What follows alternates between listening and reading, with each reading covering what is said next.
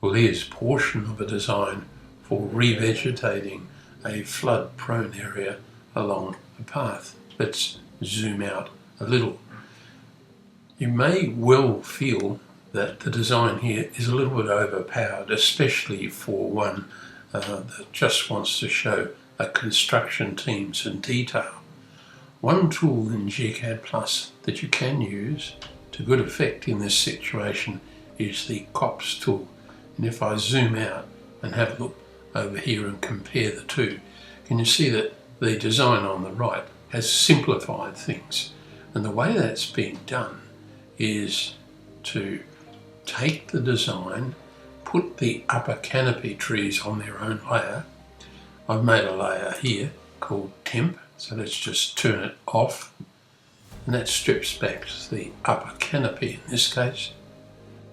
And now we'll use the copse command to take away some of the rather fussy decoration in those symbols. And copse is found on the gCADPlus drop down, copse, and just drag a box around the design, hit enter. We're asked down here for the copse marker size.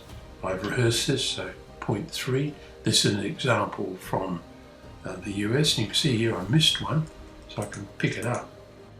Well, the copse command clearly worked, so let's run it again and just pick that symbol that we missed, and you get the idea. Let's turn on our layers,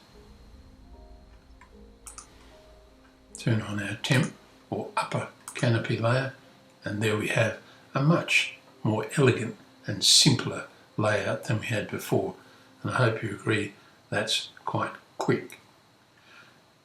Just be careful though to run the plant schedule and save a copy of the drawing, because if we ran the